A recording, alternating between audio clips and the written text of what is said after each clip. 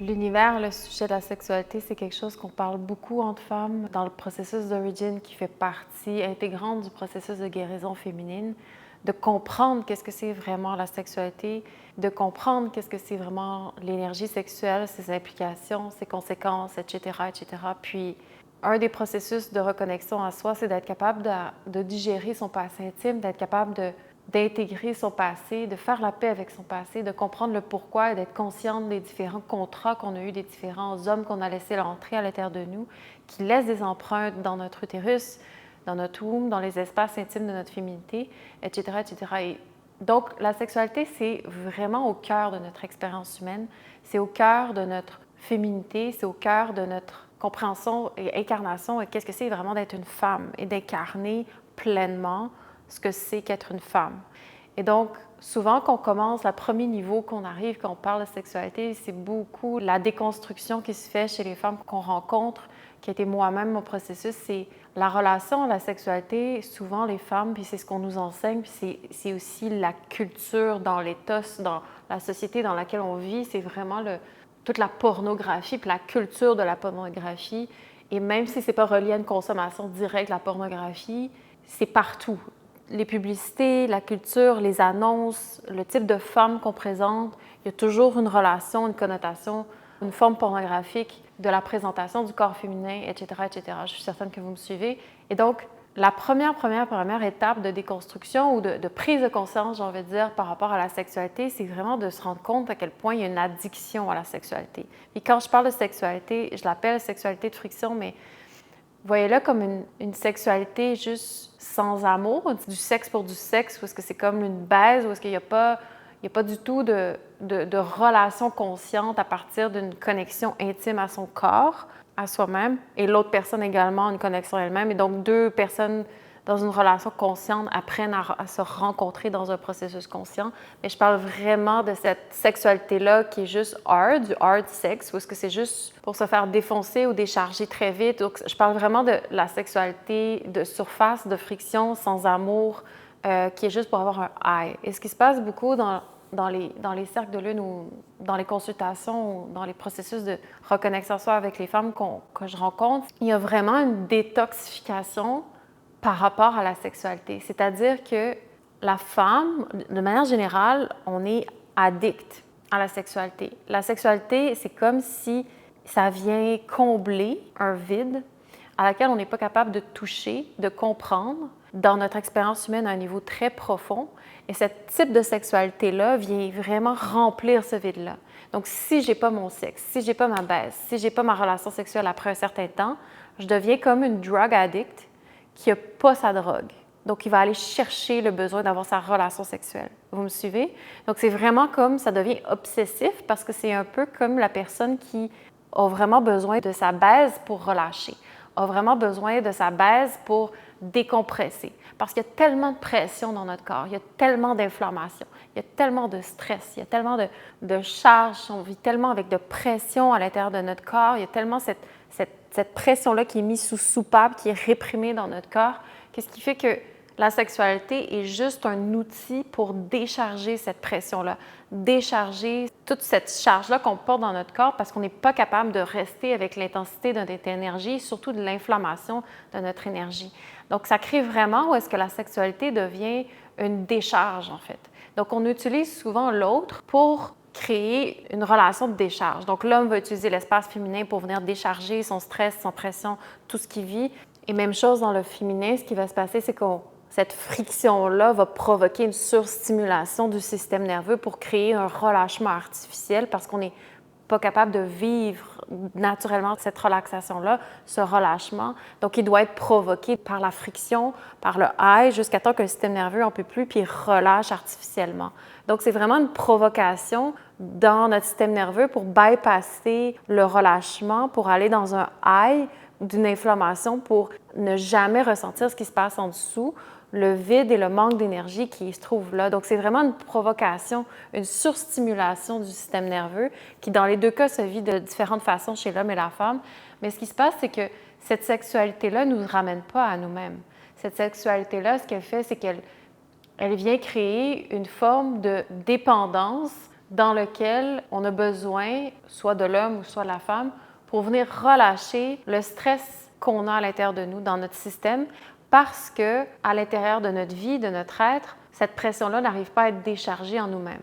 Donc, il y a une forme de dépendance, d'addiction au relâchement artificiel que la sexualité va venir créer. Donc ça, c'est un premier niveau. Il y a des raisons évidemment plus profondes à la relation sexuelle au niveau énergétique, mais ça, c'est vraiment le premier niveau de base qui est super important à comprendre, c'est que la majorité des formes de relations sexuelles qu'on a sont vraiment utilisées pour décharger le trop-plein. Et donc, on s'utilise, ça crée des dynamiques à travers lesquelles on n'a aucun autre intérêt que vivre le high, la montée du high pour aller faire un relâchement artificiel qui va toujours être à recommencer, qui va toujours être à refaire parce qu'on n'arrive pas à le cultiver pour nous-mêmes. C'est-à-dire qu'on n'arrive pas à cultiver pour nous-mêmes le relâchement, la relaxation, la décharge naturelle au sein de notre système nerveux dans une forme, par exemple, de méditation ou de pratique ou justement ce que Regine Yoga fait, ce qui fait qu'on a toujours besoin d'aller vivre cette sexualité-là comme une drogue, comme une nécessité pour créer de l'espace en nous parce que sinon, on est constamment pris avec notre inflammation, avec toute notre soupape, notre énergie, toutes ces tensions-là qui poussent à l'intérieur de nous et qui vont trouver un seul endroit de décharge à travers la sexualité pornographique ou tout ce qui correspond à ce type de sexualité-là, qui n'a aucun amour, aucun respect de notre espace intime, qui ne nous amène pas à découvrir comment l'énergie véritablement circule, qui nous enseigne au contraire complètement l'inverse, c'est comment je peux fuir et décharger et gaspiller mon énergie. Et c'est vraiment l'inverse d'apprendre à se connaître réellement, c'est vraiment l'antipode de découvrir la force de l'énergie sexuelle. Comment apprendre à la canaliser? C'est vraiment faire un travail de surface envers soi-même et c'est pas du tout cette forme-là de sexualité qui nous amène à découvrir on est qui, puis à comprendre comment une énergie apprend à circuler à l'intérieur de notre corps. Et bien qu'il y a un moment où ça a un coût. Ça a un coût et des conséquences sur notre système, ça a un coût et des conséquences sur notre réservoir, notre bassin énergétique, ça a un coût et des conséquences sur notre capacité à manifester puis à engendrer, à créer le désir au plus profond de nous qu'on porte et qu'on veut incarner parce que, premièrement, notre espace féminin profond commence à être habité de toutes ces marques-là, de ces empreintes-là, de ce type de sexualité-là qui a complètement habité notre espace avec toutes les marques et les empreintes des hommes et des intentions passées, ce qui fait que notre espace est de moins en moins disponible pour toucher notre désir profond dans son intégralité. Et donc, ça coûte aussi, et il y a des conséquences également parce que toute cette énergie-là qu'on a à l'intérieur de nous, qu'on doit apprendre à cultiver, on l'utilise d'abord pour guérir, réclamer l'espace qu'on porte à l'intérieur de nous, plutôt que d'aller toucher ce pouvoir-là qu'on veut incarner.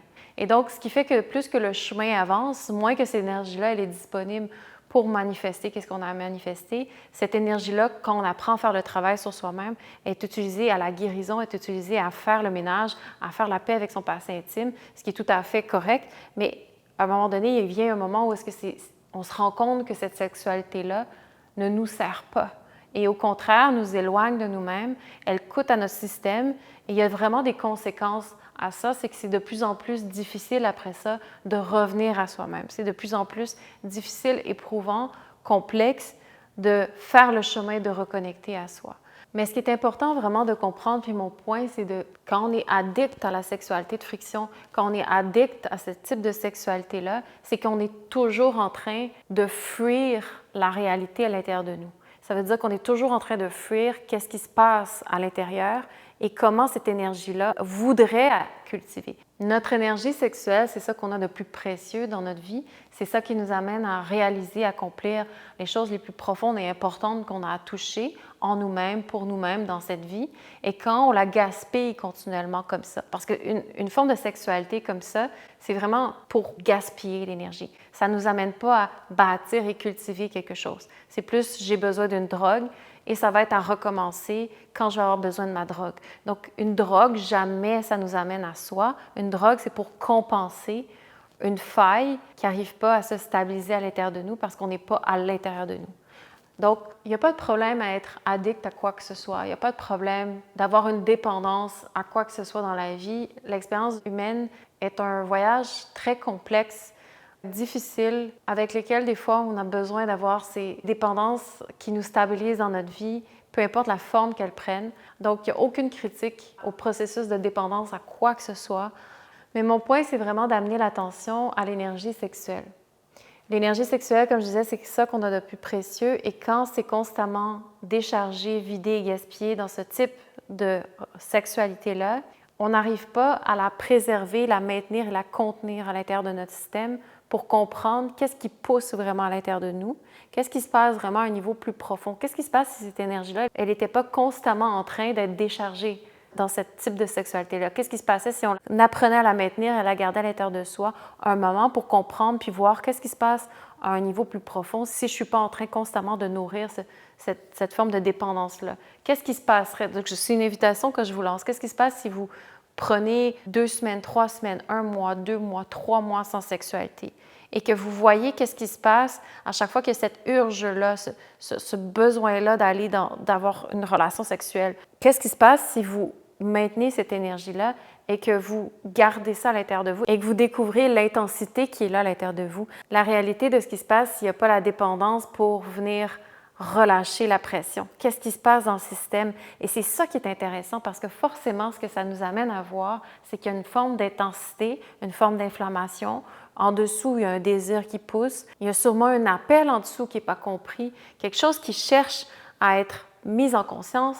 Il y a tout un univers, une expérience qui va se révéler, qui va être complètement autre chose. Et c'est ça qui est intéressant de découvrir. La vie, elle n'a pas de substance, elle n'a pas de profondeur si on reste à la surface, puis on est continuellement en train de nourrir les mêmes patterns qui reviennent et qui reviennent, les mêmes dépendances, puis qu'on n'essaie pas, à un moment donné, de comprendre, juste voir qu'est-ce qui se passe plus profondément. Qu'est-ce qui se passe si je reste de moi avec moi-même? Qu'est-ce qui se passe si je coupe les dépendances un moment pour voir, pour découvrir, pour comprendre, il y a autre chose de plus profond, puis qu'est-ce que c'est ça qui est là, qui m'attend en dessous, de quoi est habité mon corps et qu'est-ce qui veut à l'intérieur de moi être révélé. Ça, c'est ce qui est le plus intéressant. Parce que si on est constamment dans la fuite, ça veut dire qu'à un moment donné, notre système, il devient faible. Parce que la seule chose qu'il est capable de tolérer, c'est un petit moment dans lequel il attend le prochain cycle pour répondre au relâchement que la drogue va lui donner. Quand je parle de drogue, ça peut être n'importe quelle forme de drogue, là, de la sexualité jusqu'à n'importe quoi qui vous fait relaxer. Ça peut être l'alcool, ça peut être un joint, ça peut être n'importe quoi qui permet juste d'avoir la décharge de la pression. Et donc, encore, je me répète, il n'y a pas de jugement dans la dépendance, peu importe quelle forme de dépendance vous avez.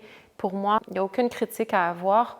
Mais mon invitation, c'est vraiment de dire, si des fois je touche un mur, si des fois dans ma vie je commence à être insatisfaite, si j'en peux plus de vivre ces mêmes patterns-là, que je ressens la réalité que ça m'amène à rien, que je suis toujours prise dans une loupe qui est toujours la même et au bout duquel je ne me sens pas satisfaite, qu'il y a toujours ce manque-là, ce mal-être-là, à un moment donné qui revient à chaque fois, peut-être qu'il y a une invitation à aller plus profondément, peut-être qu'il y a une invitation à vouloir ressentir qu'est-ce qui est là plus en dessous et que ce qui est là plus en dessous a peut-être besoin de plus d'espace pour être compris, pour être nourri, pour être cultivé, pour être pris en soin et qu'il y a toujours quelque chose, il y a toujours un moment donné où est-ce qu'on peut lâcher.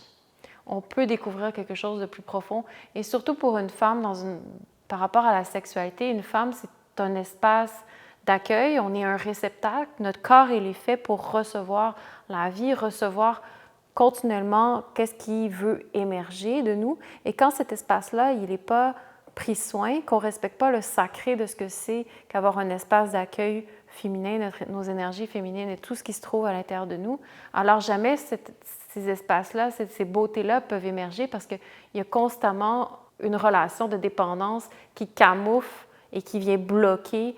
Et toutes ces tensions-là qui initient aussi la dépendance, ils prennent toute la place à l'intérieur de nous, puis il n'y a jamais une autre expérience qui peut être touchée, qui peut être comprise, il n'y a jamais rien de plus profond à laquelle on peut goûter. Et c'est le cas de beaucoup de femmes, c'est la culture dans laquelle on vit. Les femmes sont constamment addictes au sexe, autant que les hommes. L'essence de la pornographie, le conditionnement est vraiment implanté dans nous, même si tu n'écoutes pas de pornographie, c'est tellement partout qu'on ne se rend pas compte à quel point c'est devenu insidieusement quelque chose qui nous habite dans nos peurs, dans nos codes, d'aller vers ce type de sexualité-là où ça devient une forme vraiment de dépendance très, très, très profonde au point où est-ce qu'on peut passer notre vie à vivre une sexualité comme ça sans se rendre compte à quel point on est addict on est addict à la sexualité sans plus voir qu'est-ce que c'est vraiment la sexualité. Donc, on est complètement déconnecté d'une sexualité consciente, de qu'est-ce que c'est d'être en relation intime avec quelqu'un, qu'est-ce que c'est que vraiment la sexualité au sens sacré et pur, et qui, même si ça vient avec toutes sortes de formes d'exploration de l'énergie sexuelle, il y a quand même quelque chose à laquelle on n'a plus du tout accès quand c'est le type de sexualité qu'on vit et qui est généralisé partout. Et mon invitation, c'est de dire que d'abord, la sexualité, ça commence en ayant un espace à soi. Donc, on ne peut pas rentrer en relation sexuelle avec quelqu'un quand on n'est pas d'abord en relation avec soi-même. Même chose avec le partenaire. Donc, il faut vraiment, mon invitation, c'est vraiment, puis ça a été moi, mon chemin beaucoup, c'est on ne peut jamais toucher à l'amplitude et au pouvoir de l'énergie sexuelle et de la relation sexuelle quand on n'est pas dans son corps, qu'on n'a pas fait de l'espace, qu'on ne s'est pas créé un espace pour soi-même, qu'on n'apprend pas à reconnecter aux dimensions plus profondes de son corps. Évidemment, ça se fait pas à pas, puis c'est quelque chose qui demande une guidance. Et c'est ça aussi que les cours Origin offrent. Si vous êtes intéressé à découvrir plus, vous pouvez voir les liens en bas de vidéo. Mais mon point, c'est vraiment de dire qu'il n'y a pas de sexualité si d'abord on ne se connaît pas, on n'est pas en relation avec notre corps. Et quand je parle en relation avec notre corps, je ne parle pas d'une relation de surface, je parle vraiment d'apprendre à relaxer, à se déposer, à descendre consciemment dans ces zones d'ombre, dans les dimensions plus profondes qui prennent racine dans notre corps, qui prennent racine dans notre womb, dans notre utérus. Et ça, c'est quelque chose que peu de gens décident de faire. C'est pour ça qu'on voit un monde où la sexualité, c'est quelque chose de vraiment vulgaire. C'est quelque chose où on a perdu le sens profond de la rencontre, de l'union sacrée entre l'homme et la femme. Et la sexualité, c'est ce qu'il y a de plus beau et c'est ce qu'il y a de plus grand et de riche à découvrir dans notre expérience humaine, mais elle ne peut pas être découverte dans son sens profond et dans son essence si on n'est pas en relation avec soi-même, en intimité avec soi, et qu'on ne comprend pas, et d'abord qu'on ne fait pas la prise de conscience à quel point le type de sexualité qu'on a, c'est vraiment une forme de dépendance. Et il n'y a pas de mal à le reconnaître, il n'y a pas de mal à le voir, c'est pas une critique, c'est rien de tout ça, c'est juste, c'est de voir, wow, OK, ma sexualité, c'est une drogue. Et à partir de là, quelque chose se transforme. C'est vraiment quelque chose d'important de voir que juste de se rendre compte que mon intimité, je l'utilise pour aller relâcher quelque chose que je ne suis pas capable de relâcher par moi-même, alors ça en dit long sur où est-ce que je me trouve par rapport à la connexion à ma nature profonde.